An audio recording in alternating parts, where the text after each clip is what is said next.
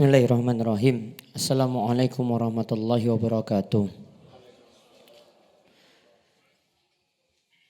Innal hamdalillah nahmaduhu wa nasta'inu wa nastaghfiruh wa na'udzu billahi min syururi anfusina wa min sayyiati a'malina. May yahdihillahu fala mudhillalah wa may yudlil fala hadiyalah. Wa asyhadu an la ilaha illallah wahdahu la syarikalah wa asyhadu anna Muhammadan abduhu wa rasuluh. Allahumma shalli ala nabiyyina Muhammad wa ala alihi wa man tabi'ahum bi ihsan ila yaumiddin.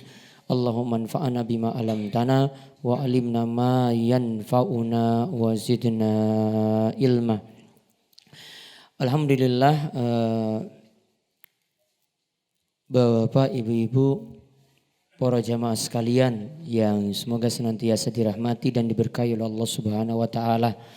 Kita bersyukur kepada Allah Subhanahu wa taala atas nikmat dan karunia yang telah Allah anugerahkan kepada kita sekalian di pagi hari yang penuh berkah ini, di mana Nabi SAW itu mendoakan waktu pagi dengan keberkahan. Beliau sallallahu alaihi wasallam mendoakan seperti ini, Allahumma barik li ummati fi bukuriha. Ya Allah, berkahilah umatku di waktu paginya. Ya Allah, berkahilah umatku di waktu paginya. Bapak dan ibu-ibu sekalian, hadis ini diceritakan oleh Sakhr Al-Ghamidi dalam Sunan Abi Daud, di mana kalau kita renungkan apa yang dikatakan oleh Nabi SAW ini menandakan bahwasannya waktu pagi adalah waktu yang penuh dengan keberkahan. Baik dalam hal keberkahan dunia maupun keberkahan akhirat. Dan kalau kita lihat ada amalan-amalan di waktu pagi mulai dari subuh, ini kita dapati amalan-amalan yang pahalanya juga besar di sisi Allah Subhanahu wa taala. Ada sholat sunnah fajar atau sholat sunnah qobliyah subuh yang pahalanya khairum minad dunya wa ma fiha, lebih baik daripada dunia dan seisinya. Kemudian sholat subuh itu sendiri nantinya disaksikan oleh para malaikat. Kemudian pada sholat subuh ya kita dianjurkan mulai dari waktu subuh itu masuk, dianjurkan untuk membaca zikir-zikir pagi. Kemudian setelah matahari itu meninggi, bagi yang diam di masjid sampai matahari itu meninggi, maka dia dianjurkan untuk melaksanakan sholat isyraq atau sholat syuruk 2 rakaat, yang dimana Nabi SAW itu mengatakan pahalanya itu adalah mendapatkan pahala hajan wa umrotan tamatan, mendapatkan pahala haji dan umroh yang sempurna, dan sempurna. Ini dari sisi akhirat.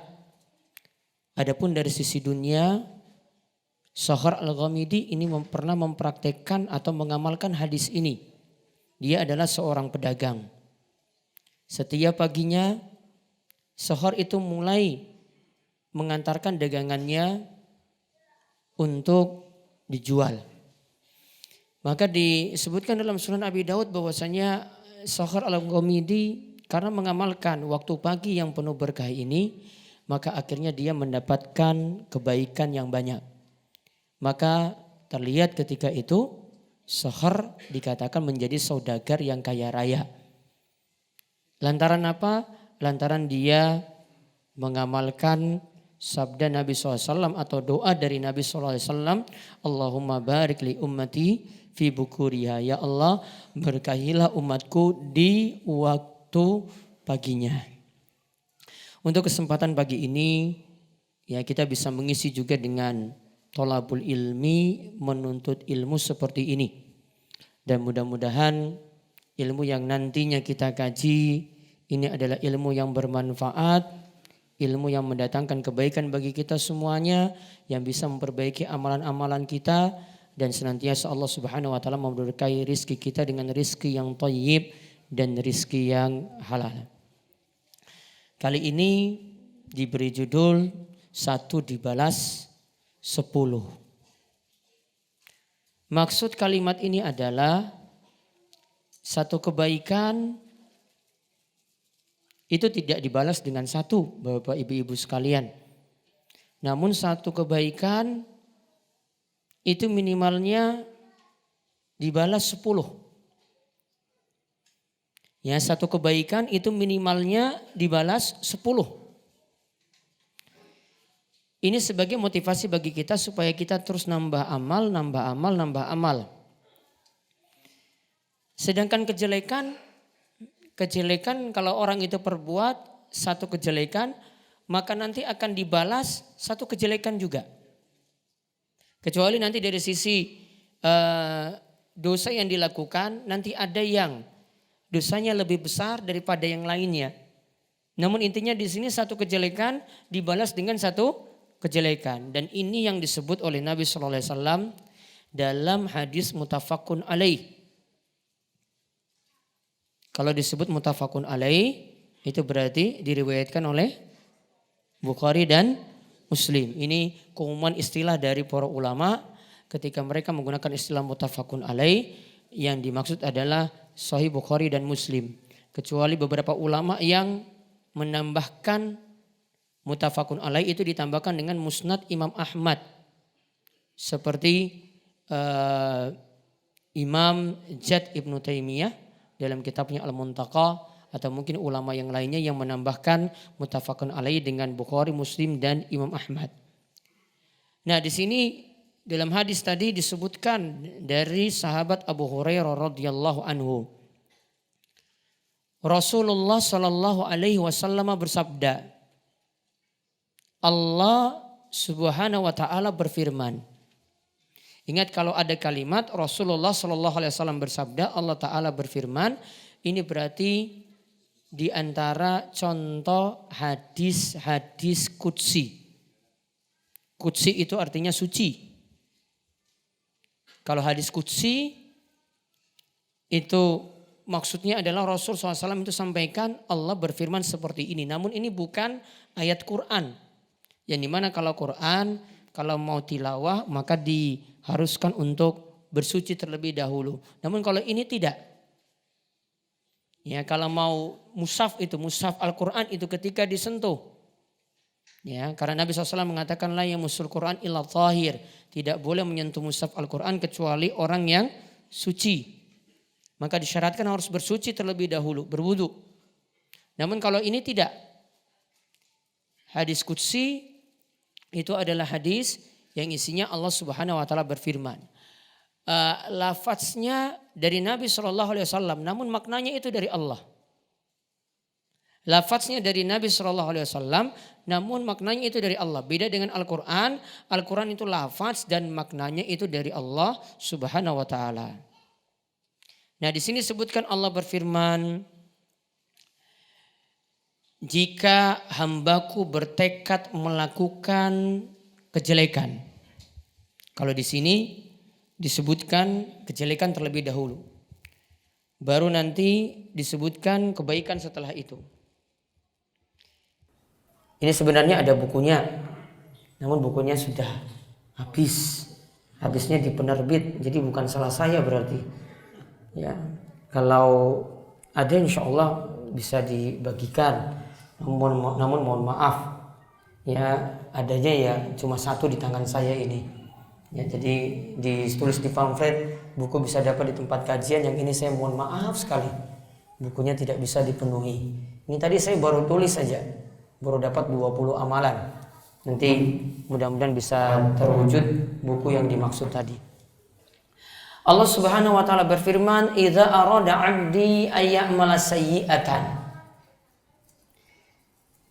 Jika hambaku itu punya niat melakukan sayyi'atan, melakukan satu kejelekan, fala taktubuha alaih hatta ya'malaha, maka janganlah kejelekan tersebut dicatat sampai dia amalkan kejelekan tadi. Jadi kalau orang mau niat lakukan kejelekan. Ini belum dicatat. Ini kalau baru niat, ya. Baru niat di sini artinya cuma keinginan saja. Ini belum dicatat. Seperti seorang punya angan-angan untuk lakukan zina seperti itu. Ini belum dicatat. Sampai dia melakukan kejelekan tersebut. Fa in amilaha faktubuha bimisliha. Allah Subhanahu wa taala berfirman, jika dia melakukan kejelekan tersebut, maka catatlah dengan yang semisal. Berarti satu kejelekan dibalas satu kejelekan. Wa in taraka min ajli faktubuha lahu hasanatan. Namun kalau dia tinggalkan kejelekan tersebut, enggak jadi melakukan kejelekan. Dia tinggalkan karenaku, karena Allah, takut pada Allah. Maka dicatat baginya satu kebaikan. Berarti kejelekan kita rinci. Jadi 3 di sini yang dimaksudkan dalam hadis qudsi ini. Yang pertama, kalau sudah berniat namun enggak jadi melakukannya. Dicatat atau tidak tadi? Tidak dicatat. Kemudian yang kedua, melakukan kejelekan lalu sudah niat kejelekan tadi dilakukan. Satu kejelekan dibalas dengan satu kejelekan juga. Yang ketiga, dia meninggalkan kejelekan, gak jadi melakukan kejelekan, namun dia tinggalkan karena Allah Subhanahu wa taala. Bukan karena gak mampu. Contoh, perokok berat pengen tobat. Ya, perokok berat pengen tobat. Kalau dia, ini 3 hal tadi ya. Dia punya keinginan untuk merokok. Belum jadi, maka belum dicatat. Namun kalau sudah merokok, dicatat satu kejelekan.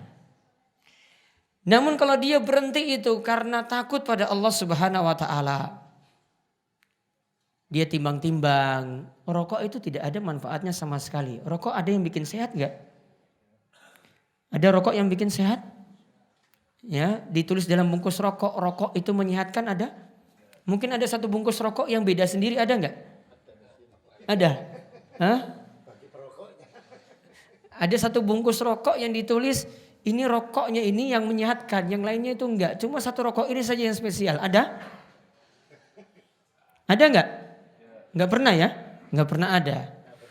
Maka dia tinggalkan. Dia timbang-timbang, Allah itu larang bagi kita mencelakakan diri kita sendiri. Takut pada Allah Subhanahu wa taala.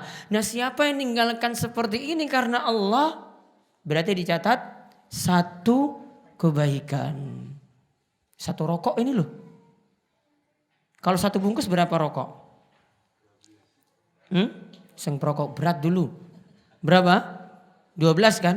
Gak ada yang lebih daripada itu ya? 12. Berarti 12 kebaikan. Masya Allah. Itu kalau 12 karo sak slop. Ya, lebih banyak lagi. Namun meninggalkannya tadi karena apa? Bukan karena nggak ada duit loh. Bukan karena sudah sakit paru-paru sehingga dia nggak jadi ngerokok. Namun dia tinggalkan karena Allah. Karena kalau dia tinggalkan karena sekarang nggak ada uang. Oh berarti nanti di awal bulan lagi saya bisa beli rokok. Berarti kan gak benar tobatnya. Kalau dia tinggalkan karena sudah sakit parah, dilarang rokok. Namun kalau sembuh dia mau merokok lagi. Oh berarti tinggalkannya karena itu. Namun yang dimaksudkan sini adalah meninggalkannya karena Allah. Ini penting meninggalkan sesuatu itu karena Allah Subhanahu wa taala. Paham ya 3 hal tadi ya dari kejelekan ya. Kalau punya keinginan gak jadi, gak dicatat. Yang kedua, kalau punya keinginan dilakukan, dicatat apa? Satu kejelekan. Kemudian yang ketiga, kalau meninggalkan kejelekan tadi, karena apa tadi? Karena Allah. Maka dicatat satu kebaikan. Kemudian Dilanjutkan lagi dalam hadis qudsi ini, wa idza arada ayyamala hasanatan falam ya'malha faktubuha lahu hasanatan. Jika seseorang meniatkan untuk mengamalkan satu kebaikan, lantas dia tidak jadi melakukannya, sudah punya keinginan, sudah punya niat alias tekad. Sudah punya keinginan atau tekad. Lantas ketika itu dia tidak jadi melakukannya. Maka faktubuha lahu hasanah. Niat tadi sudah dicatat satu kebaikan. Niat tadi sudah dicatat satu kebaikan. Ini belum jadi loh. Namun sudah dicatat satu kebaikan. Fa in amilaha faktubuha lahu bi asyri amsaliha ila sab'i mi'atin. Dalam riwayat yang lain dikatakan ila adhafin katsirah. Yaitu kata Nabi SAW, jika dia melakukan kejelekan tersebut. Jika dia melakukan kebaikan tersebut. Maka dia akan dicatat mendapatkan 10 kebaikan yang semisal. 1 dibalas 10. Dan ini akan dilipat gandakan, bisa sampai 700 kali lipat. Dan dalam riwayat yang lain tadi kami sebut, bisa dilipat gandakan lebih banyak daripada 700. Bisa dilipat gandakan lebih banyak daripada 700. Maka kalau kita lihat di sini dalam hadis ini, untuk kebaikan, kalau sudah niat, namun niat di sini bukan hanya terschedule. Namun niat ini sudah jadi tekad kita ingin melakukannya. Ingin ngaji. Kemudian kita pakai motor sudah siap. Namun ketika di tengah jalan bannya bocor. Akhirnya ditambal. Kemudian ketika itu mau pergi lagi nggak bisa. Waktunya sudah habis. Maka ketika itu niatan seperti ini sudah dicatat berapa? 1 kebaikan. Namun kalau sampai dia itu melakukannya 1 kebaikan tadi, itu dibalas dengan 10 kebaikan yang semisal. Dan ini bisa dilipat gandakan sampai 700 dan bisa berlipat-lipat lagi lebih daripada itu. Kalau ada yang bertanya, kapan dilipat bisa lebih dari 700 atau 10 tadi sampai 700 atau lebih daripada 700. Nah, ini dijelaskan oleh para ulama seperti Ibnu Rajab Al-Hambali. Ini ada beberapa sebab amalan tadi bisa berlipat-lipat. Di antaranya bisa lihat dari keikhlasan seseorang. Makin ikhlas pahalanya itu makin besar. Yang kedua, lihat dari makin sesuai dengan tuntunan Nabi kita Muhammad sallallahu alaihi wasallam. Makin sesuai tuntunan, pahalanya juga makin besar. Yang ketiga, bisa jadi lihat dari jenis amal. Nah, nanti saya akan sebutkan di sini, lihat dari jenis amalannya. Ada amalan-amalan kecil yang dilakukan itu bisa berpahala besar. Ada amalan-amalan kecil yang dilakukan itu bisa berpahala besar. Dan ada juga dilihat dari sisi orang. Sahabat itu kalau melakukan amalan itu pahalanya lebih besar daripada kita-kita saat ini. Sahabat itu kalau sedekah dengan kita yang sedekah miliaran, ya, sahabat yang sedikit saja sedekahnya tetap pahalanya lebih besar daripada kita-kita ini. Karena melihat dari sisi orangnya, yaitu keutamaan para sahabat radhiyallahu anhum. Nah, sekarang saya akan tunjukkan jenis-jenis amalan yang pahalanya bisa berlipat-lipat. Atau yang para ulama biasanya sebut amalan kecil yang berpahala besar. Amalan kecil yang berpahala besar. Ini dasarnya selain dari hadis tadi, juga ada sabda Nabi SAW, amila hadza yasiran wa ujira katsiran. Ada amalan itu yang amalannya itu yasir, ringan. Amalannya itu yasir, mudah. Namun pahalanya besar di sisi Allah Subhanahu wa ta'ala. Waktu sampai jam berapa nanti? Jam 7 saja ya? Iya jam 7. Nanti setelahnya tanya jawab. Berarti sampai 20 ini. Saya sebutkan nanti 20 amalan. Mudah-mudahan rampung. Kalau enggak rampung ya cari sendiri nanti amalannya. Ada beberapa amalan tapi nanti dilihat ada yang berupa amalan ibadah. Ada yang berupa yang kaitannya dengan masjid. Ada yang nanti kaitannya lagi dengan zikir. Dan sebenarnya masih ada lagi seterusnya. Kalau mau dirinci sebenarnya rinciannya banyak. Kapan-kapan saya mau tuntaskan semua. Namun sini saya baru sebutkan 20. Tadi baru saya tulis soalnya. Kalau tulisnya agak lama, telatnya makin lama, saya tulisnya makin banyak. Namun telatnya terlalu cepat tadi. Taib, kita lihat amalan yang pertama. Sholat kaitannya dengan ibadah, yaitu kaitannya di sini yang pertama dengan sholat. Yaitu sholat sunnah wudu. 2 rakaat. Sholat sunnah wudu berapa rakaat? 2. Yang dimaksud sholat sunnah wudu ini Bapak Ibu-Ibu sekalian bisa mengamalkannya setelah berwudu. Kalau kita lihat hadisnya terlebih dahulu, selain dari hadis Bilal yang Nabi SAW itu sebutkan bahwasanya terompah atau sendalnya sahabat Bilal bin Abi Rabbah itu sudah terdengar di surga. Kemudian Bilal itu menyebutkan dia punya amalan yang dia rutinkan, yaitu setelah wudhu selalu melakukan sholat 2 rakaat. Juga ada hadis yang lainnya yang menyebutkan ma min muslimin yatawadda. Tidaklah seorang muslim itu berwudu. Fayuhsinu wudu'ahu. Lantas dia memperbagus wudunya. Memperbagus wudu berarti rukunnya dipenuhi. Sunnah-sunnah wudunya juga dipenuhi. Saya mau tanya juga rukun dan sunnah wudu di sini. Perlu dikaji enggak? Kaji sendiri ya sama Ustaz Surabaya ya. Ya. Ada Ustaz Fadlan dan yang lain ya. Tanya nanti. Kemarin sudah saya bahas yang tentang fikih Syafi'i, apa yang saya singgung kemarin? Ada 5 syarat wudu itu bisa batal karena bersentuhan. Laki-laki perempuan kan? 1.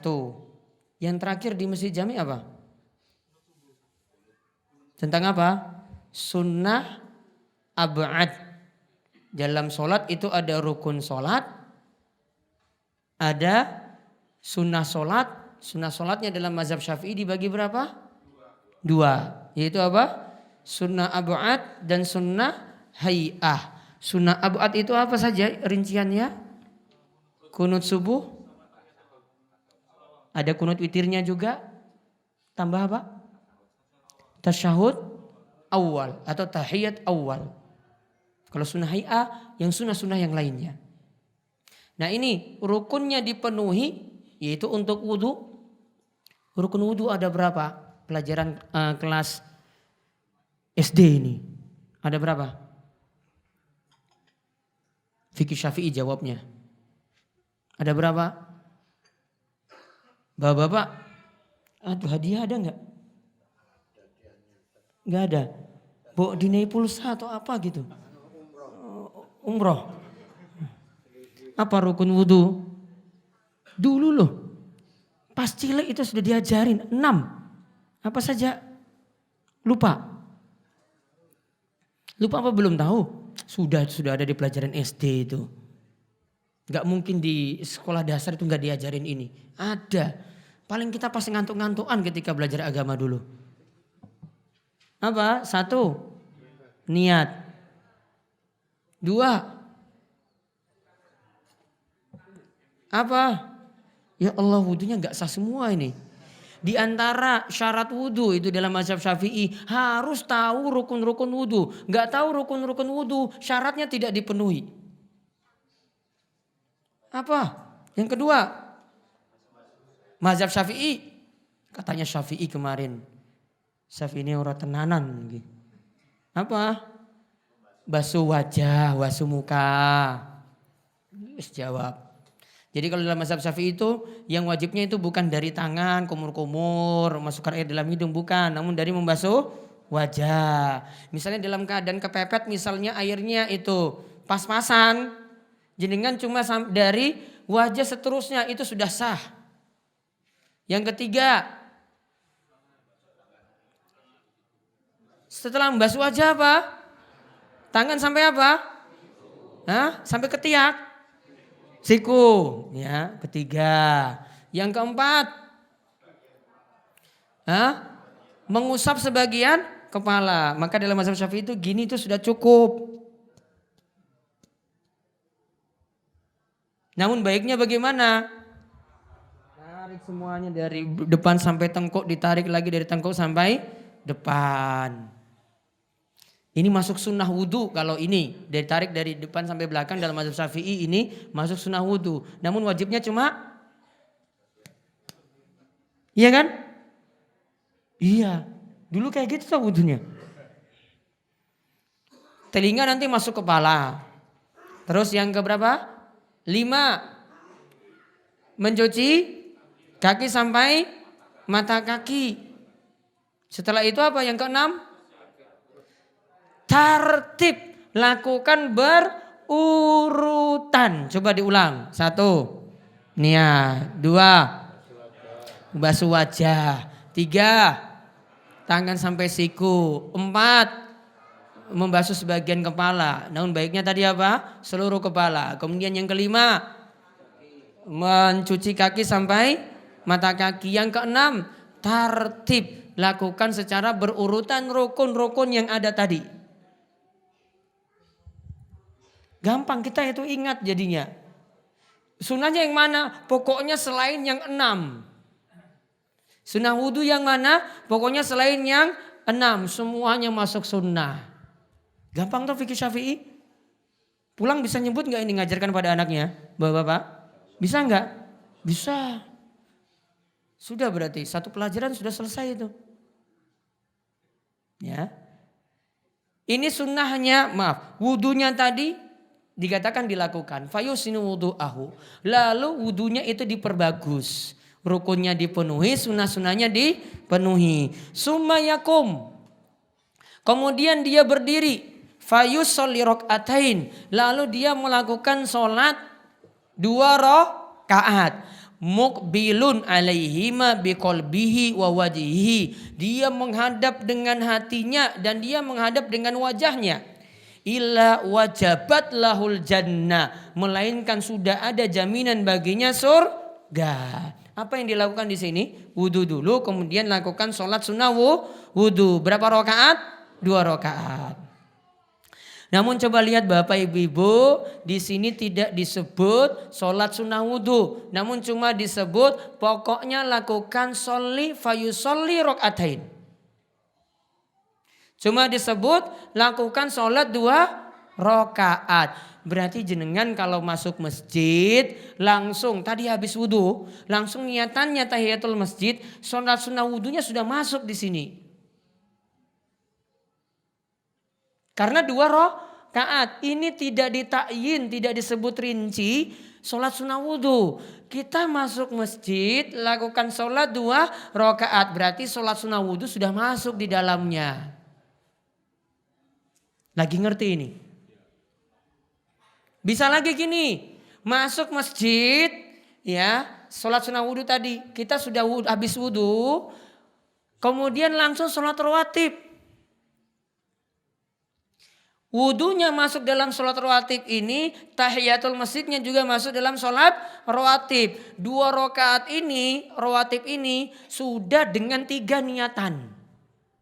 Apa niatannya? Sholat sunnah wudhu, terus tahiyatul masjid, terus rawatib. Ini cuma diketahui oleh orang-orang ngaji loh. Kalau nggak ngaji nggak pernah tahu. Ribet banget loh kalau nggak ngaji itu. Wah sholatnya gimana ini? Wudhu dulu, bingung lagi. Oh tahiyatul masjid, amalannya banyak. Kalau kita itu amalannya sedikit, sudah dapat jaminan apa tadi? Dapat jaminan apa tadi? Surga. Kalau nggak ngaji nggak paham ini. Pentingnya ngaji. Tholabul ilmi terus. Bisa Pak? Paham. Jadi rawatibnya tadi sudah rangkap 3 niat. Terus niatnya pripun? Niatnya bagaimana? Kalau jenengan pakai usolli fardho sulit usolli apa tadi? Kalau niat sampai lali ya? Hah? Gimana? Udah sunatan kan? Sekarang saya tanya, gimana buat kalimatnya gabung 3 sholat tadi? Orang ngerti bahasa Arab loh. Hah? Gimana coba? Nganggo wah berarti. Kalau orang ngerti wah ini artinya apa? Gimana coba buatnya? Sulit kan? Sulit. Makanya nggak usah lafazkan niat. Cukup niat itu dalam batin. Iso sholat ringkas 2 rakaat sudah rangkap 3 nih niat. Simple. Nggak mikir-mikir nih. Oh tadi Ustadz sudah ngajarkan ini. Terus niatnya gimana ya? Lupa saya tanya niatnya. Ya sengaja saya nggak beritahu niatnya. Karena niat cukup dalam batin. Itu diantara alasan kenapa nggak perlu melafazkan niat. Yang pertama nggak ada tuntunan. Yang kedua buat ribet sulit. Sulitnya kenapa? Itu tadi saya sudah ajarkan tadi 3 niat. Coba digabungkan. Kalau nggak ngerti bahasa Arab. Sudah bingung loh untuk sholat. Belum saya kasih rangkap lagi nanti 5 nanti juga bisa. Ini baru 3. Lebih lama kan? Lebih lama sholatnya nantinya. Nah itu tadi sholat sunnah wudhu 2 rakaat. Amalan yang kedua. Saya sebenarnya malas ngulang orang-orang Surabaya ya. Sudah pinter-pinter. Tadi itu cara ngajar wong desa nih kayak gini. Ya. Ini sudah pinter-pinter semuanya. Masya Allah ada Ustadz Rizky dan yang lainnya. Untuk apa saya datang ke Surabaya lagi? Lanjut lagi gak ini? Tadi sudah ilmu sudah cukup kayaknya. Sudah pinter-pinter gak? Lanjut? Mbah lanjut mboten Mbah? Lanjut. Taib yang kedua. Amalan yang ringan lagi nggih? Namun pahalanya besar. Baca doa setelah wudhu.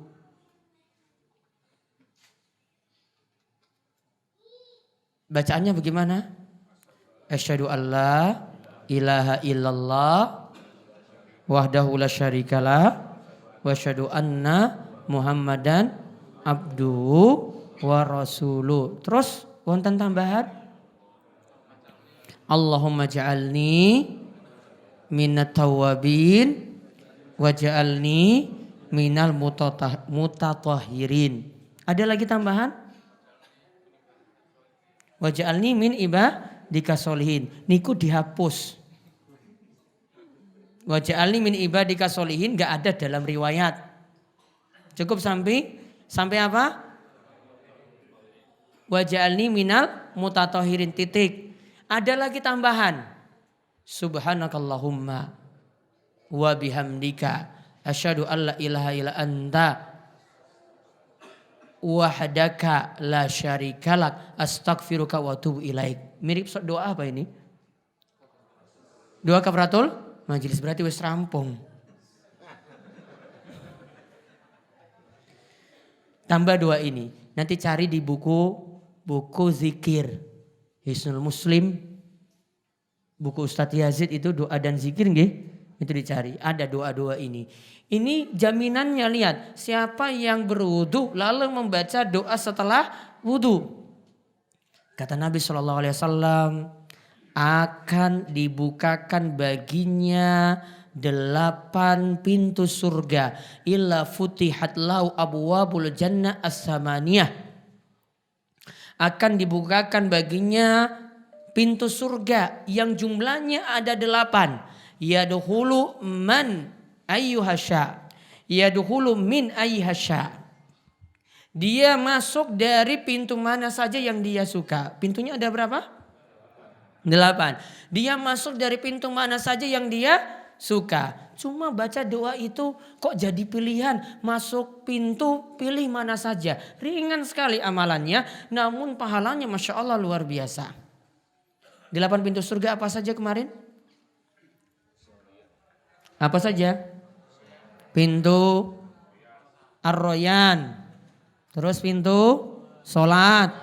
Terus pintu sodakoh. Terus pintu jihad. Terus pintu haji. Terus pintu aiman. Aiman itu bagi siapa? 70.000 orang yang masuk surga tanpa azab dan tanpa siksa. 7. Pintu memaafkan orang lain. Al-kaziminal ghaidha wal afina anin nas. 8. Pintu zikir atau tolabul ilmi. Ingat yang kemarin. Saya enggak ngulang lagi. Sudah diajarkan nggih? Tanya yang sudah nyatat. Dia pilih pintu surga mana saja yang dia mau. Lanjut, amalan ketiga. 2 rakaat qobliyah subuh. 2 rakaat qobliyah subuh. Bapak-bapak, ibu-ibu, istilahnya bisa kita sebut sholat sunnah fajar. Bisa kita sebut sholat sunnah qobliyah subuh. Itu istilah yang sama. Ada sebagian kalangan yang nyebut sholat sunnah fajar itu nanti sebelum subuh. Kalau qobliyah subuh kalau sudah masuk. Ini pembagian yang kurang tepat. Pahalanya apa untuk sholat sunnah fajar? Rasulullah SAW itu katakan rakaatul fajri khairum minad dunya wa ma fiha. 2 rakaat qobliyah subuh, 2 rakaat sholat sunnah fajar tadi lebih baik daripada dunia dan seisinya. Dunia dan isinya kan banyak. Orang yang kaya itu bisa disaingi dengan cuma 2 rakaat qobliyah subuh. Namun kalau orangnya sudah kaya kemudian tambah lagi dengan qobliyah subuh lebih ini lagi keutamaannya. Yang gak bisa diprotes. Dzalika fadlullahi yu'tihi may yasha. Ini adalah karunia yang sudah diberikan kepada siapa saja yang Allah Subhanahu wa taala kehendaki. Kemarin kita sudah bahas masalah rizki nggih. Ya, kunci rizki yang paling apa kemarin? Yang paling utama apa kemarin kita pahami? Yang untuk mengatasi macet di jalan-jalan apa? Apa? Sifat apa yang harus dimiliki? Narimo pandum. Bahasa Arabnya apa? Qanaah. Nah ini orang yang kaya dia bisa saingi. Karena ada orang yang kaya terlalu sibuk dengan dunianya. Sholat ini tidak dia lakukan, subuh sering telat. Gak mungkin dia lakukan sholat ini. Maka kalau ini dia lakukan, ada orang biasa yang melakukan hal ini. Dia bisa saingi orang yang memiliki harta yang mewah. Maka kata Nabi SAW 2 rakaat qobliyah subuh tadi lebih baik daripada dunia dan seisinya. Tadi kalau misalnya kita cuma punya kesempatan cuma 2 rakaat saja. Masuk masjid. Tinggal kan biasanya ada timer nggih. Biasanya antara azan dan iqamah di Surabaya berapa menit rata-rata? 10 menit. Yuk pantasan banyak yang telat terus jadi masbuk. Kalau saya itu buat waktunya 30 menit. Kenapa? Jamaah manut dengan saya. Karena apa? Jamaah itu manut pada imam. Patokan iqamah itu bukan timer. Patokan iqamah itu apa? Imam sudah datang apa belum? Patokannya itu dan ini yang dipraktekkan oleh Nabi SAW. Beliau kalau sudah datang ya para sahabat berdiri langsung sholat. Kalau beliau belum datang ya belum. Gak ada yang nyelonong gitu maju gantikan Nabi SAW gak ada, gak boleh. Karena sudah ada imam rotib, imam tetap. Nah ini tadi. Kalau misalnya terjadi seperti itu, Kalau sholat sunnah itu memang terbaik dilakukan di rumah. Kira-kira kalau bapak-bapak lakukan di rumah sholat sunnah fajar ini telat nggak sampai ke masjid?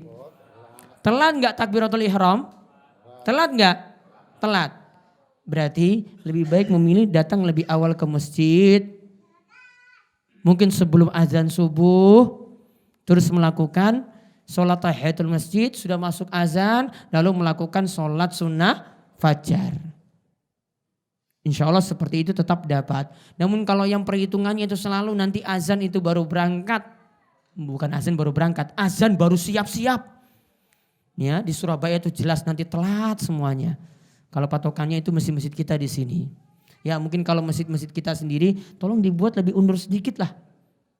Karena di waktu subuh itu banyak masalah. Ada yang bangun belum sadar-sadar, ruhnya belum kembali semua. Lihat jam, tunggu, 5 menit lagi ditinggal. Kadang kebablasan sampai jam 6. Belum lagi malam buat masalah dengan istri. Gak ngerti itu masalahnya? Iya nah? Ya, akhirnya subuh mandi junub. Telat gak kira-kira seperti itu? Ya telat. Ya makanya tadi saya sarankan kalau punya masjid sendiri jenengan yang ngatur jadwal ditunda lebih bagus. Buat 20 menit, buat 25 menit. Insya Allah keutamaan ini semuanya bisa dapat. Dan insya Allah yang jarang sholat subuh karena dia perhitungan. Wah di masjid itu biasanya 20 menit saya telat saja gak apa-apa. Pasti nanti semangat untuk sholat subuh di masjid kalau waktunya itu agak sedikit diundur. Itu loh solusinya ngajak orang itu jamaah sholat subuh di masjid. Jadi gak usah sampai ngajak ayo kita bareng-bareng subuh berjamaah. Ini dulu diperbaiki dulu seperti ini. Apalagi kalau sudah biasa yang datang ke masjid itu ngaji, thalabul ilmi ba'da subuh. Ya mereka akan lebih semangat lagi untuk melakukan sholat-sholat semacam ini. Kemudian yang keempat. Sholat yang kaitannya lagi dengan sholat. Sholat berjamaah di masjid. Dia datang ke masjid dalam keadaan sudah berwudu dari rumah. Selama di masjid dia jaga wudunya. Tidak sampai batal. Maka sholat berjamaahnya sendiri itu hitungannya sudah dapat 25 derajat dibanding sholat sendiri. Dalam riwayat yang lainnya sebutkan 27. Ada yang sebutkan 20-an. Derajatnya beda-beda. Ada pembahasannya sendiri. Kenapa sampai Nabi SAW itu menyebutkan derajatnya itu berbeda-beda. Kemudian setiap langkah kakinya. Ini keutamaannya saya sebut ya. Sholat berjamaah di masjid itu keutamaannya dapat 27 derajat. Satu. Ada 25 derajat juga. Kemudian keutamaannya lagi. Sudah jalan dari rumah. Gak usah dihitung langkahnya. Pokoknya jalan dari rumah. Satu langkah, satu derajatnya naik. Satu langkah lagi dihapuskan satu kesalahannya. Langkah berikutnya lagi satu derajat naik. Langkah berikutnya lagi satu kesalahan itu dihapuskan. Terus seperti itu. Kemudian kalau dia sudah masuk masjid. Nunggu sampai imam itu sholat. Maka pahala orang yang nunggu itu akan didoakan oleh malaikat. Dan doa malaikat itu diijabahi. Beda dengan doa-doa kita. Doa kita itu ada yang diijabahi, ada yang tertolak. Karena ada sebab-sebab. Namun kalau doa malaikat, malaikat itu enggak pernah lalai untuk taat. Dan tidak pernah bermaksiat pada Allah Subhanahu wa ta'ala. Malaikat nanti akan berdoa seperti ini. Allahumma gfir lahu. Allahumma arhamhu. Ya Allah ampunilah dia orang yang lagi nunggu sholat ini. Ya Allah berilah rahmat untuknya. Ini terus didoakan malaikat sampai nanti dia itu melaksanakan sholat bersama imam. Dan sholat berjamaah di sini bagi laki-laki, bapak, ibu-ibu sekalian. Sedangkan ibu-ibu bagaimana? Yang lebih afdol seperti apa? Sholat di rumah. Mau milih di ruang tamu apa di kamar sendiri? Ruang tamu atau ada musola sendiri atau di kamarnya sendiri? Bapak jawabnya apa? Kamar sendiri. Ibu-ibu apa? Ruang tamu? Lebih bagus di kamar sendiri. Makin tertutup itu pahalanya makin besar. Ummu Humaid itu pernah bertanya pada Rasul, saya ingin sholat di belakangmu di masjidmu. Masjid Nabi SAW namanya masjid apa? Namanya masjid apa? Nabawi. Pahalanya berapa dibandingkan masjid yang lain?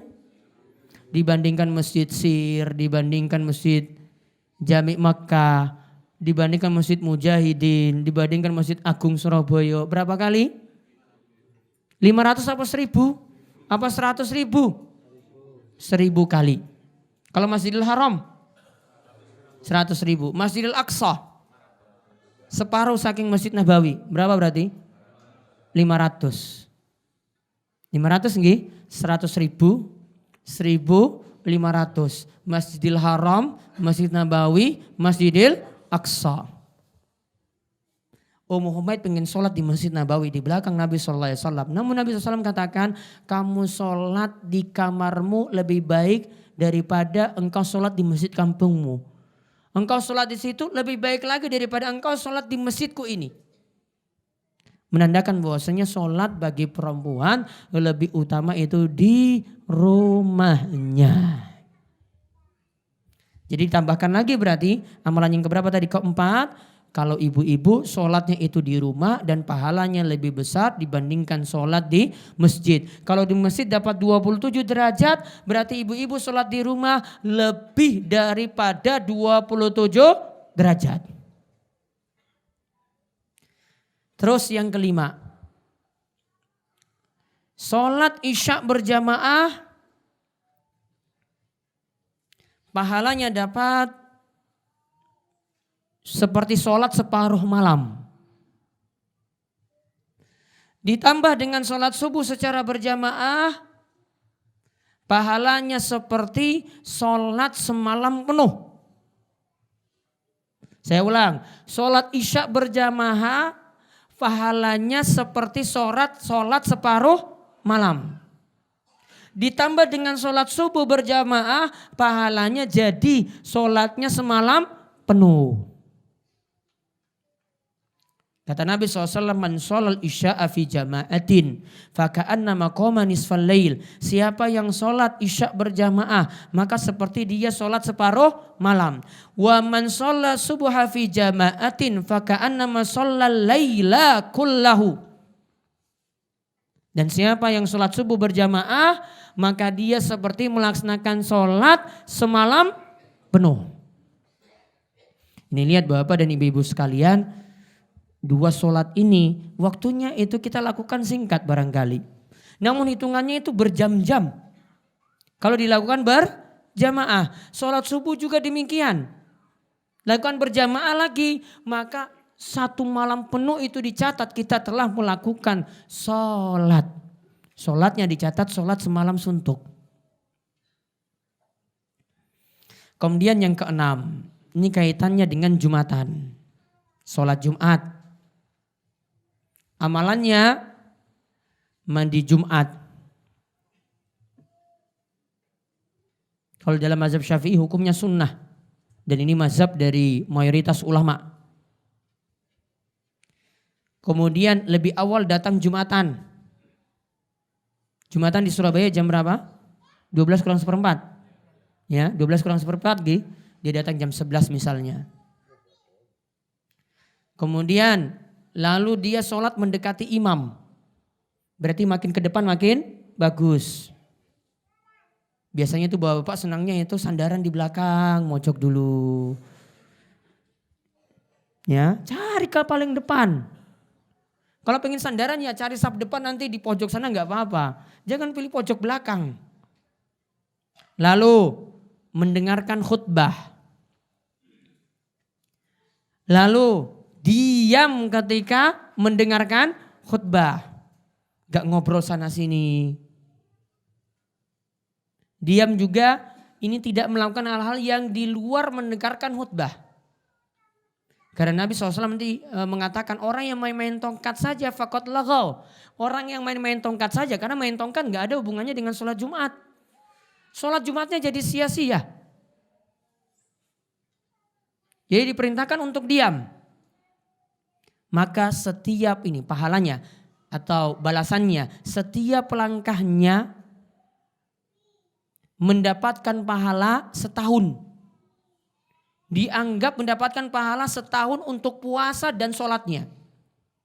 Jadi dia dapat pahala puasa dan sholat selama setahun. Itu tadi amalannya apa saja? Mandi Jumat, lebih awal datang, kemudian mendekati imam, lalu mendengarkan khutbah, kemudian diam.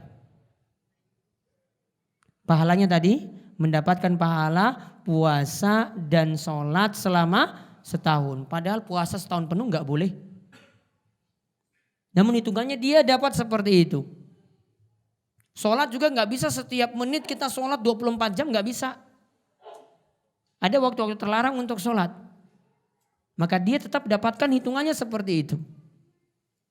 Ini yang disebutkan dalam hadis tentang keutamaan amalan-amalan di hari Jumat dari Aus bin Aus. Hadisnya diriwayatkan oleh Imam Tirmizi. Kemudian amalan yang ketujuh. Itu tadi amalan ringan juga. Sekarang amalan ketujuh ringan juga. Memperbanyak sujud. Alias memperbanyak sholat sunnah. Bukan yang dimaksud di sini bolak-balik sujud terus.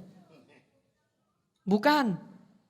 Namun yang dimaksudkan sini memperbanyak sholat sunnah. Maka pahalanya satu sujud akan meninggikan satu derajat di surga. Satu sujud lagi akan menghapuskan satu kesalahan. Saya ulang, satu sujud itu akan, ini jadi satu maksudnya. Satu sujud itu akan meninggikan satu derajat dan akan menghapuskan satu kesalahan. Kata Nabi SAW, alaika bikasrati sujud lillah. Perbanyaklah sujud karena Allah Subhanahu wa taala. La tasjudu lillah sajadatan. Tidaklah engkau itu bersujud karena Allah satu sujud. Illa rafa'akallahu biha darajah wa hatta anka biha khati'ah. Melainkan nanti engkau akan ditinggikan satu derajat oleh Allah dan engkau akan dihapuskan satu kesalahan oleh Allah. Tapi yang dimaksudkan sini adalah memperbanyak sholat sunnah. Sebagian keliru dalam memahami hadis ini dikira, sudahlah saya habis sholat sujud. Habis sholat zuhur lagi sujud. Habis sholat asar lagi sujud. Apa sujudnya? Saya syukur sekarang itu diberi nikmat untuk bisa sholat. Kalau ini alasannya berarti nikmat yang terus berulang kan? Kalau itu maksudnya sujud syukur itu bukan seperti itu. Sujud syukur itu dalam pendapat para ulama, mereka katakan sujud syukur itu dilakukan untuk sesuatu yang jarang-jarang kita dapat dan itu adalah nikmat yang besar. Atau kita terselamatkan dari musibah. Dan mereka katakan bukan nikmat yang terulang terus menerus. Kalau nikmat yang ulang terus menerus, sedikit minum air putih seperti ini, alhamdulillah saya bisa minum air putih. Sujud. Bar sarapan pagi, alhamdulillah saya bisa sarapan pagi. Sujud. Sujudnya banyak sekali, nggak capek seperti itu. Batuknya nanti jadi gimana nantinya?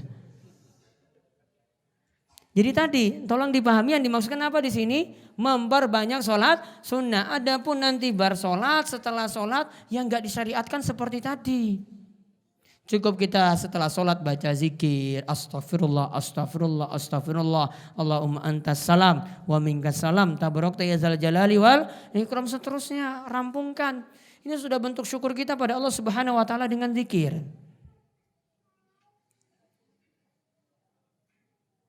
Yang kedelapan. Yang kedelapan, layat orang mati. Layat paham ya? Ya. Hingga menyolatkan jenazahnya. Maka pahalanya 1 qirot. Kita datang. Kalau kebiasaan di Surabaya biasa masukin amplop enggak? Hah? Ada. Sebagian enggak ada. Oh, kalau saya biasanya harus pakai amplop walaupun isinya 10.000. Gitu. Namun enggak wajar kalau orang desa itu kalau nyumbang mantenan itu 100.000, nyumbang wong mati 10.000. Pas enggak ini? Ya enggak pas. Yang butuh kira-kira yang mana yang lebih butuh? Ya orang meninggal. Harusnya sumbangannya untuk orang mati itu 200.000. Yang manten gratis. Iya.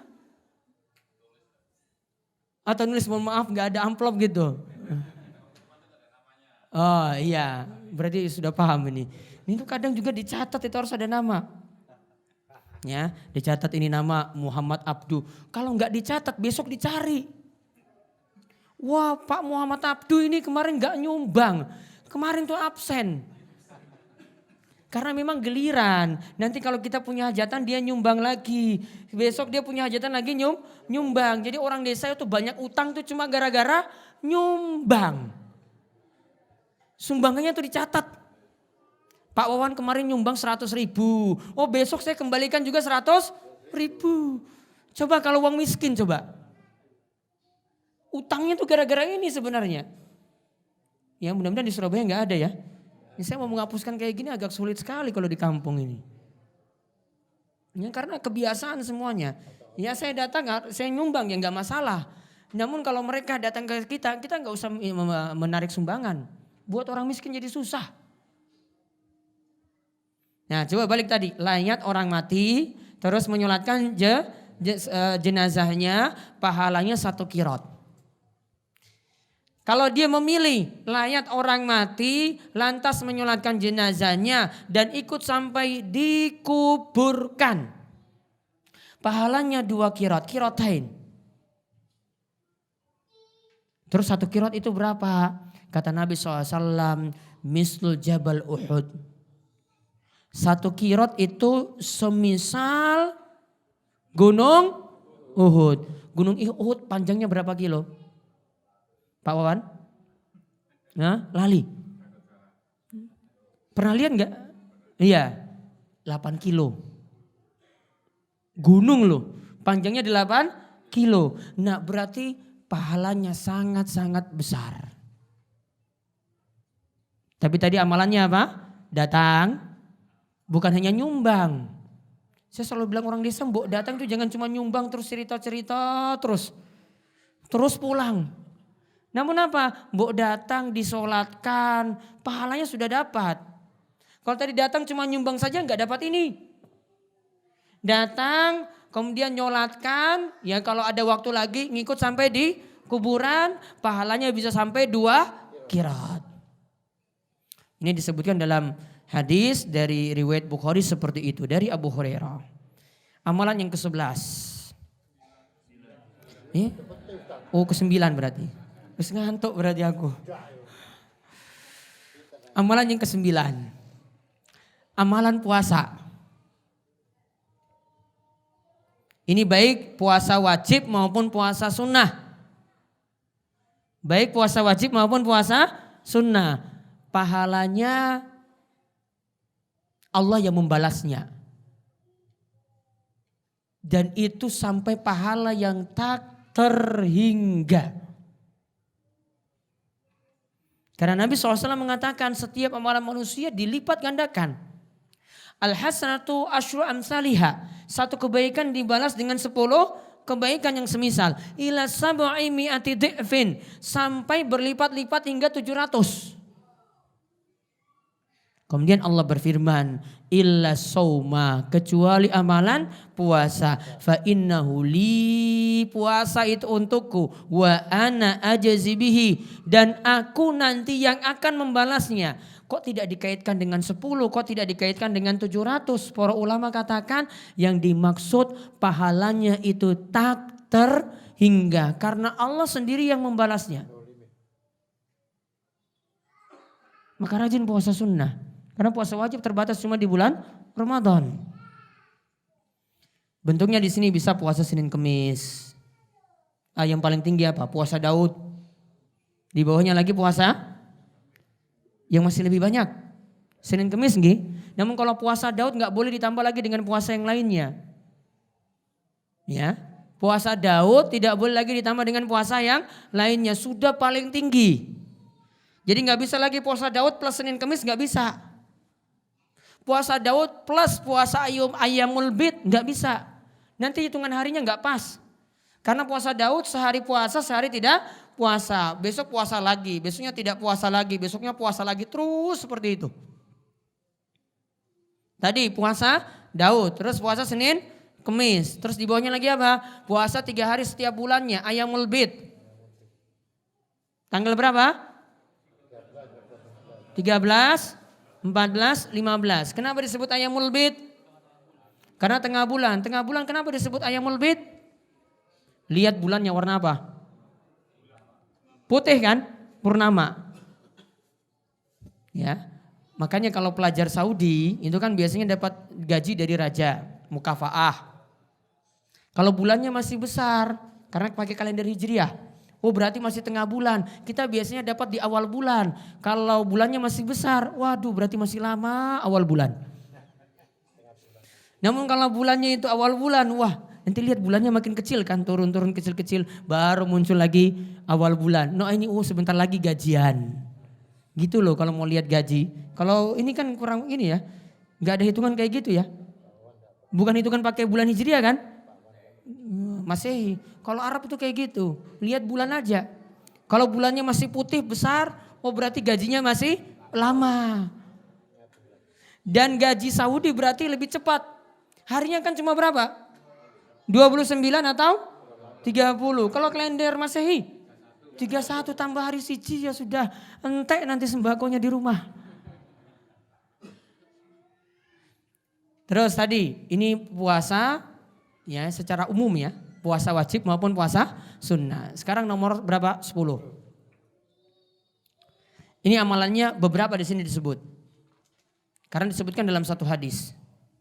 Yaitu puasa 3 hari setiap bulan. Yang lebih utama pada Ayyamul Bid. Ditambah puasa Ramadan dan Ramadan berikut. Pahalanya kata Nabi SAW itu puasanya pahalanya setahun penuh. Kenapa? Kan puasa 3 hari setiap bulan. Satu kebaikan dibalas berapa? Satu kebaikan dibalas berapa? 10. Berarti kalau puasa 3 hari dibalas berapa? 30. Minimalnya yang kita bahas loh. Berarti kalau dia puasa 3 hari setiap bulan, berarti sudah dapat. Tinggal puasa Ramadan. Ramadan kan puasanya sebulan penuh. Berarti kalau tadi hitungannya tiap bulan puasa, berarti hitungannya sudah sama dengan puasa 1 tahun. Ditambah lagi di situ ada puasa Arafah, disebutkan dalam hadis ini. Puasa Arafah menghapuskan dosa untuk 2 tahun. Tahun yang lalu dan tahun berikutnya. Kemudian puasa Asyura menghapus dosa selama 1 tahun. Yaitu puasa itu menghapuskan puasa tahun yang lalu. Puasa Asyura menghapuskan dosa setahun yang lalu. Arafah tanggal berapa? 9 Zulhijjah. Asyura 10 Muharram. Berarti kalau puasa Asyura 10 Muharram baiknya tambah lagi dengan puasa tanggal 9-nya. Karena Nabi SAW itu punya niatan untuk melakukan puasa pada tanggal 9 Muharram. Namun gak kesampaian karena sudah keburu meninggal dunia. Namun beliau ketika dikatakan orang Yahudi itu puasa tanggal 10. Kemudian Rasul ingin menyelisihinya. Namun ketika ingin menyelisihinya tanggal 9 ingin puasa lagi. 9 plus 10 malah beliau sudah dipanggil oleh Allah Subhanahu wa ta'ala. Jadi amalan ke-10 itu ada puasa 3 hari setiap bulannya. Ada puasa Arafah, ada puasa Asyura. Ini disebutkan dalam satu hadis seperti itu. Bapak ibu-ibu kalau kita tidak bisa melakukan puasa Ayyamul Bid 13, 14, 15. Contoh misalnya di bulan Zulhijjah. Di bulan Zulhijjah tanggal 10 gak boleh puasa kan? tanggal 11, 12, 13 hari tasyrik. Boleh puasa atau tidak? Tidak boleh. Berarti 13 tidak bisa kita lakukan. Maka melakukannya bagaimana? Jenengan nanti memilih 14, 15, tinggal satu harinya lagi kan, tinggal milih hari yang lain. Bisa 14, 15, 16. Karena kalau tidak bisa melakukan puasa Ayyamul Bid 13, 14, 15, maka pilih hari yang lainnya. Yang penting 1 bulan ada 3 hari puasa. Yang penting 1 bulan itu ada 3 hari puasa seperti tadi. Kemudian yang ke-11. Berpuasa ketika fisabilillah. Dan Imam Ibnul Jauzi itu mengatakan kalau disebut fisabilillah secara mutlak maka yang dimaksudkan adalah ketika berjihad. Berarti berpuasa ketika berjihad. Pahalanya kalau orang itu berpuasa ketika berjihad, kata Nabi SAW, man soma yauman fisabilillah ba'addallahu wajhahu anin nari sab'ina kharifa. Siapa yang berpuasa 1 hari ketika dia itu berjihad, maka Allah akan menjauhkan wajahnya dari neraka selama 70 kharifah. Kharifah yang dimaksudkan aman, selama 70 tahun. Ini berpuasa ketika seorang itu berjihad. Kemudian yang ke-12. Ini masih kaitannya lagi dengan puasa. Memberi makan orang yang berpuasa akan mendapatkan pahala dari orang yang berpuasa tadi tanpa mengurangi pahala mereka yang berpuasa sedikit pun juga.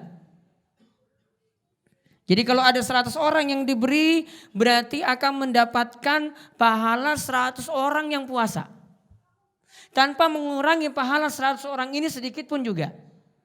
Kata Nabi SAW, man fattara sha'iman, siapa yang beri makan pada orang yang berpuasa, kana lahu mislu ajrihi, maka dia akan mendapatkan pahala dari orang yang berpuasa tadi, ghaira annahu la yanqusu min ajri shaim syai'a, tanpa mengurangi pahala orang yang berpuasa tadi sedikit pun juga. Ini yang disebutkan dalam hadis tadi.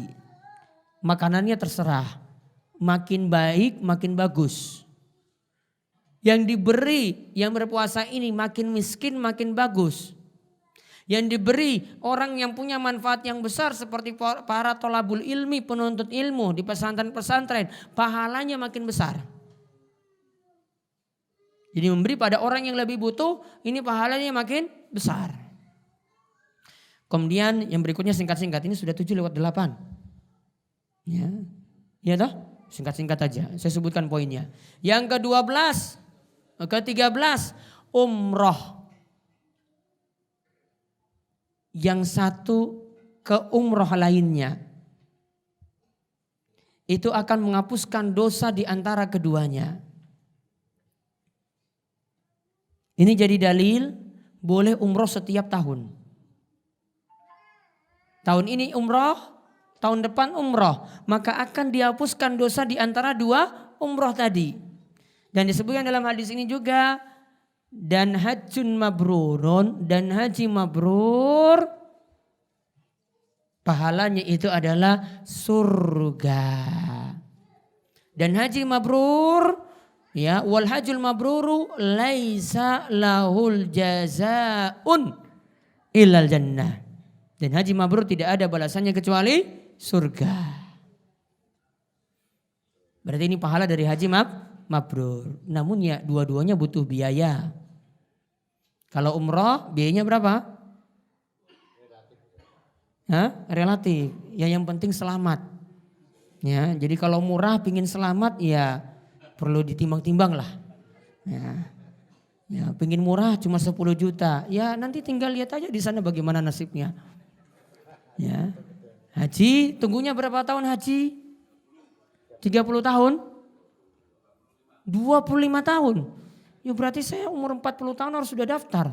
Itu pun kalau bisa nyampe usianya. Kemudian yang ke-14, membangun masjid ikhlas karena Allah. maka pahalanya akan dibangunkan baginya rumah di surga. Lagi yang ke-15. Nyatatnya dipercepat. Ke-15. Datang ke masjid. Niatannya tolabul ilmi. Niatannya menuntut ilmu. Atau mengajarkan ilmu. Maka pahalanya kana lahu ka ajri hajin taman hajatuhu. Maka dia akan mendapatkan pahala haji yang sempurna hajinya. Maka dia akan mendapatkan pahala haji yang sempurna hajinya. Amalannya apa tadi? Datang ke masjid. Niatannya apa? Tholabul ilmi atau mengajarkan ilmu. Walaupun yang dia itu belajar cuma belajar Iqra. Walaupun yang dia ajarkan cuma ngajar Quran. Walaupun yang dia ajarkan cuma ngajarkan satu hadis. Maka pahalanya tadi apa? Mendapatkan pahala haji yang sempurna hajinya. Kemudian yang ke-16. Amalannya ringan, pahalanya besar. Sholat di Masjid Nabawi. Tapi biayanya mahal. Tapi ya saya sebut. Sholat di Masjid Nabawi. Pahalanya 1000 kali dibanding masjid lainnya. Tambah tadi sholat di Masjidil Haram pahalanya 100.000 kali dibanding masjid lainnya. Tambah lagi sholat di Masjidil Aqsa 500 kali dibanding dengan masjid yang lainnya. Terus ke-17. Sholat di Masjid Quba. Di kota Madinah. Bukan di Surabaya yang ada namanya Masjid Quba. Namun disyaratkan dari rumah, ya kalau kita umroh berarti dari hotel.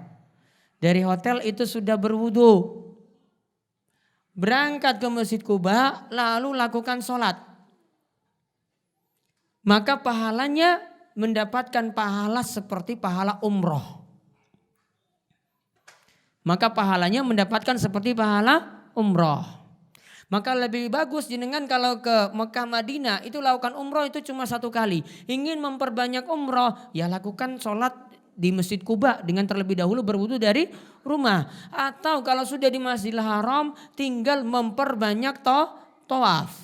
Karena para ulama sini bersih pendapat namun yang paling bagus 1 kali safar cuma sekali umroh. Ada yang pergi ke Ji'ronah. Kemudian nanti ambil mikot dari situ, kemudian ganti bajunya, kemudian umroh lagi. Coba kalau kepalanya sudah botak habis. Mau dicukur apa lagi bapak-bapak? Hah? Kalau sudah botak habis mau dicukur apanya lagi? Jenggot gak boleh dicukur. Kumisnya sudah dia potong habis, terus mau apa lagi? Kan gak bisa. Makanya saya sarankan tadi sekali umroh. Itu 1 kali safar cuma sekali umroh saja. Kemudian yang keberapa? 18. Membaca di pagi hari. Yaitu zikir pagi. Subhanallahi wa bihamdi. Adada khalqi. Warido nafsi. Wa zinata arsyih. Wa midada kalimati. Ada seorang wanita, ini baca tadi 3 kali ya. Ya baca 3 kali. Ada seorang wanita namanya Juwairiyah. Pagi-pagi Nabi SAW melihat dia baca zikir lama. Nabi SAW balik lihat dia masih zikir lagi. Rasulullah ternyata cuma baca zikir ini. Subhanallahi wa bihamdi. Adada khalqi. Warido nafsi. Wa zinata arsy. Wa midada kalimati. Terus Nabi SAW ngomong pada Juwairiyah. Kamu tadi lama. Saya cuma zikirnya singkat saja. Sudah bisa mengalahkan kamu. Kamu tadi zikirnya lama. Saya cuma baca ini saja. Karena kalimatnya itu artinya. Sebanyak khalqi ciptaanmu ya Allah. Jadi baca subhanallah itu sebanyak ciptaanmu. Berarti ciptaan Allah itu banyak. Maka baca subhanallah sudah mengalahkan apa yang tadi kamu baca. Belum lagi kalimat selanjutnya. Maka rutinkan ini. Ini bagian dari zikir pagi. Kemudian yang ke-19. Baca bar solat setelah solat. Amalan yang ringan. Ini ada sebagiannya seperti ini ya. Subhanallah 10 kali. Alhamdulillah 10 kali. Allahu Akbar 10 kali. Biasanya kita baca berapa kali? 33. Namun kalau misalnya lagi sibuk, wah saya sudah ditunggu teman ini. Ya sempat-sempatin baca ini. Subhanallah 10 kali, Alhamdulillah 10 kali, Allahu Akbar 10 kali. Maka lihat pahala yang Nabi SAW sebutkan. Maka ketika itu Nabi SAW pahalanya khamsuna wa mi'atun bilisan. Di lisan ini dihitung sudah baca 150. Kemudian wa alfu wa khamsu mi'a fil mizan. Zikir tadi kalau dihitung juga dalam timbangan nanti di akhirat itu sudah sama dengan 1.500 kebaikan. Jadi di lisan itu dihitung 150, di timbangan itu dihitung 1.500. Padahal cuma baca apa tadi? Subhanallah 10 kali bar solat, Alhamdulillah 10 kali, Allahu Akbar 10 kali. Dan ini jadi dalil boleh setelah solat subhanallah cuma 10, Alhamdulillah cuma 10, Allahu Akbar cuma 10. Kemudian yang ke-20 terakhir. Membaca satu hari ini bisa nyicil berarti. La ilaha illallah wahdahu la syarikalah lahul mulku wa lahul hamdu wa huwa ala kulli syai'in qadir. Satu hari 100 kali. Pahalanya kata Nabi SAW, kanat lahu adla asyri riqabin. Itu seperti membebaskan 10 orang budak. Wa kutibat lahu mi'ata hasanah, dan dicatat 100 kebaikan. Wa muhiyat anhu mi'a sayyi'ah, dan dihapuskan baginya 100 kejelekan. Wa kanat lahu hirzan minasyaitan, dan dia akan terlindungi dari setan yaumahu dzalika, pada hari tersebut hatta yumsi, sampai nanti sore hari. Walam ya'ti ahadun bi afdhala mimma jaa'a illa rajulun amila aktsara minhu, dan tidak ada yang lebih afdol dari dirinya kecuali kalau ada yang baca amalan tadi lebih daripada dirinya. Kebaikannya apa tadi? Membebaskan 10 orang budak, mendapatkan dicatat 100 kebaikan, dicatat lagi dihapuskan 100 kejelekan, dan dia terlindungi dari setan dari pagi ini sampai sore. Wallahu a'lam bisawab. Selesai 20 amalan ringan namun berat di timbangan. Pertanyaan tinggal 11 menit. Ada pertanyaan? Ya, monggo Pak. Doa saat sujud sahwi. Kata Imam Ahmad baiknya baca seperti doa sujud biasa. Subhanallahi subhana rabbiyal a'la, atau bisa tambah lagi dalam riwayat lain masih sahih subhana rabbiyal a'la wa bihamdi. Ada yang lainnya? Nggih.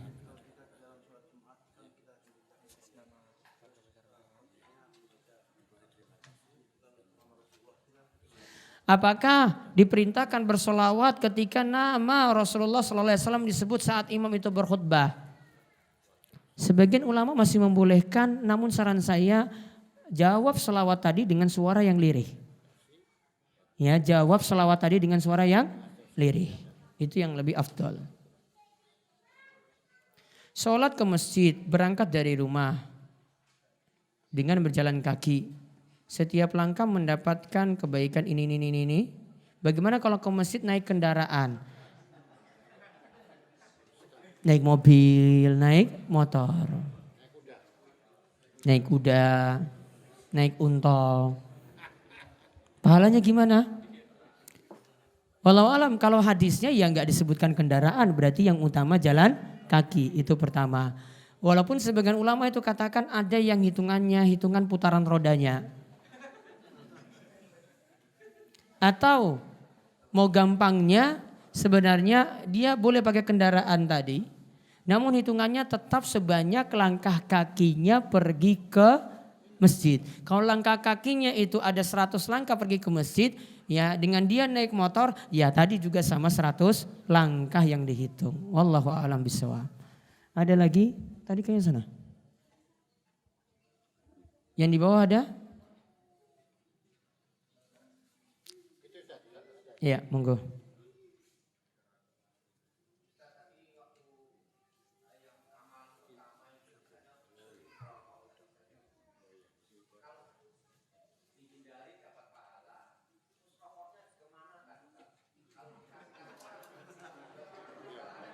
Diobong. Rokoknya diobong. Semuanya. Kasih orang malah kasih dosa. Iya toh? Kasih orang malah kasih dosa. Berarti apa? Dicemplung dengan banyu ya sudah habis. Biar saja nanti digeret sungai nanti kemana. Sudah. Iya. Gitar. Gitarnya masih ada? Ya. Ya, sama juga berarti diobong juga. Karena kepiye Pak. Saya cuma kayak gini, saya ngomong apa adanya ya. Apa adanya aja kan. Iya. Ada lagi. Nah itu ada ibu-ibu nanya itu ada wonten kertas monggo. Nah, Bapak dulu.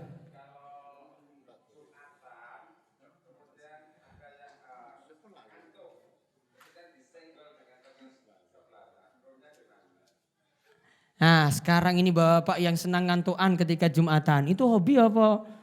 Memang ada sebab? Hobi itu ketika Jumatan itu ngantuk. Bapak-bapak sekalian, yang pertama jangan selalu suuzon pada imam. Sedikit-sedikit ya ini saya membuat ngantuk ini imamnya ini kurang bagus. Ya memang dari dulu kebiasaannya kayak gitu imamnya bagus yang ngantuk. Lebih gak bagus lagi. Lebih ngantuk lagi. Gak selalu salahkan imam lah, salahkan diri kita sendiri dulu.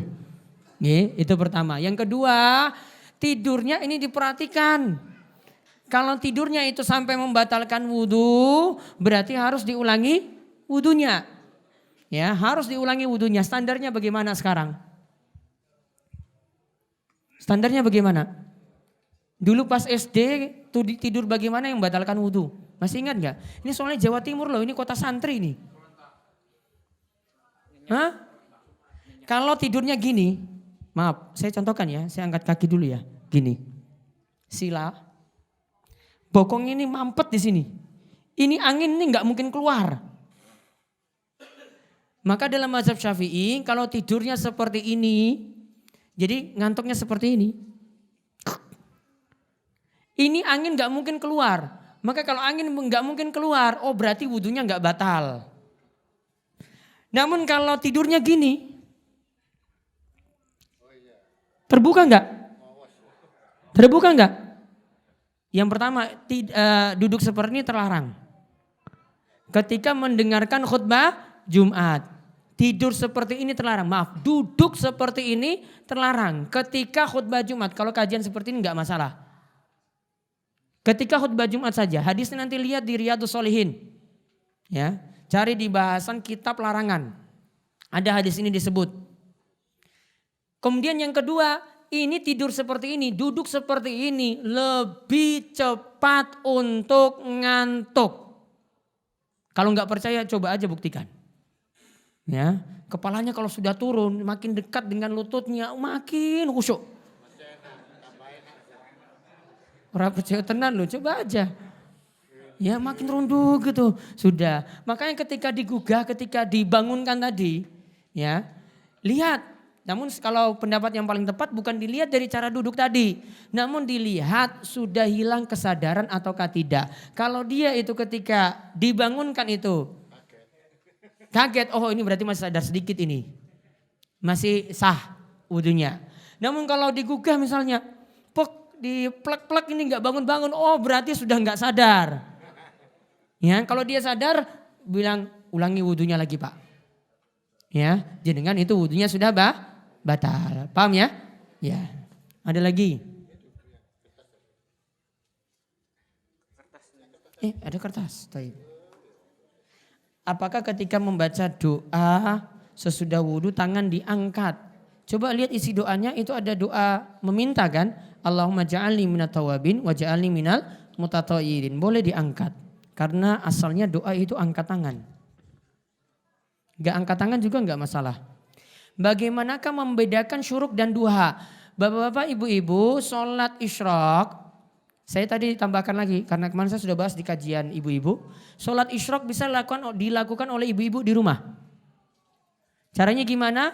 Dia sholat subuh di tempatnya, terus zikir, terus lakukan hal yang manfaat sampai matahari itu meninggi. Matahari meninggi itu bagaimana? 15 menit setelah matahari terbit. Lalu melakukan sholat isyraq 2 rakaat. Maka pahalanya haji dan umrah yang sempurna dan sempurna. Ibu-ibu bisa lakukan di rumah. Nah sekarang kalau ditanyakan syuruk dan duha bedanya apa? Sholat isyraq dan duha itu sama. Sholat isyraq itu kata dalam hadis Ibnu Mas'ud, ya, itu disebutkan dengan subhatud duha. Disebut dengan subhatud duha, artinya termasuk sholat duha yang dikerjakan di awal waktu. Namun kalau sudah sholat isyraq, balik lagi ke rumah, boleh lagi sholat duha. Datang lagi ke tempat kerja, boleh lagi sholat duha. Karena sholat duha tidak dibatasi jumlah rakaatnya menurut pendapat yang paling rajih. Pendapat yang paling kuat. Datang lebih awal ke masjid, nunggu azan sambil berzikir. Atau mengikuti sunnah untuk sholat sunnah qobliyah subuh di rumah dan kehilangan sholat tahiyatul masjid. Tadi saya sudah jawab apa belum? Bagaimana caranya? Karena keadaan di Surabaya ini azan dan iqamah terlalu cepat, maka sholat tahiyatul masjidnya nanti di masjid. Setelah itu nanti kalau sudah masuk azan, sholat qobliyah subuhnya di masjid. Karena keadaan. Jadi tidak lakukan di rumah. Karena kita lebih pentingkan dapat takbiratul ihram.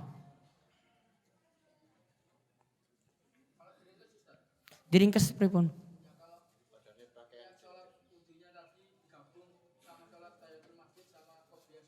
Boleh, tadi kan saya sudah sebut 3 sholat, 1 nih, ya 1 sholat, 3 nih niat, boleh. Ketika safar lebih baik mengambil rukhsah sholat atau berjamaah. Baiknya safar tetap berjamaah juga.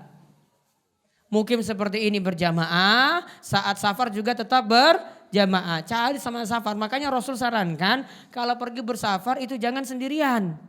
Makruh. Makruh kalau pergi sendirian.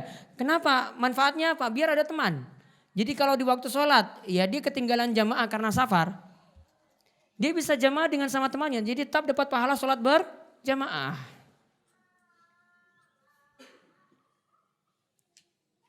Ada satu lagi yang diangkat, ditanya. Bapak, monggo. Pun? Ya. Iya.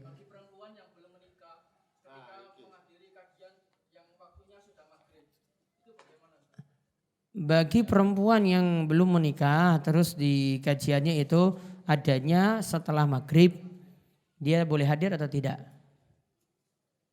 Kalau masih dekat rumahnya, wallahu alam tidak masalah. Yang penting izin pada orang tua. Yang penting izin dan orang tua dan dia tetap menjaga diri. Namun kalau sudah khawatir nggak aman, ya nggak aman untuk dirinya sendiri, mendingan tidak mengikutinya. Dan sekarang sudah ada kajian live seperti ini. Dia ikuti live-nya saya dari rumah, seperti itu. Wallahu a'lam bishawab. Ini saja yang bisa kami sampaikan untuk kajian pagi hari ini. Mungkin bawa berkah bagi kita semuanya. Amalan-amalan yang ringan tadi mudah-mudahan bisa kita amalkan. Dan kita senantiasa istiqomah dalam menuntut ilmu, mengkaji ilmu. Allah memberikan kita taufik dan hidayah untuk beramal soleh. Dan kita senantiasa diberikan keistiqomahan. Subhanakallahumma bihamdika asyhadu alla ilaha illa anta astaghfiruka wa atubu ilaik. Assalamualaikum warahmatullahi wabarakatuh.